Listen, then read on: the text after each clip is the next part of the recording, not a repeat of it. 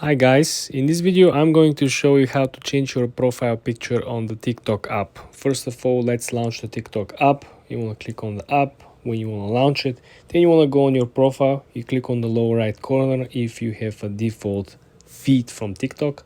When you're already on your profile, you want to click on your actual profile image. You want to click on it, and then you will see a small pen next to your profile image. You want to click on this small pen. This will let you simply to edit and to pick a new picture. You will have the option to take a brand new photo. You will have the option to view your current photo, and you will have the option to upload photo. In our case, we're going to choose to upload something from our gallery. You want to click upload photo, and then you can scroll down and just for example pick something that you like. Then you have the option to crop it, zoom in, zoom out.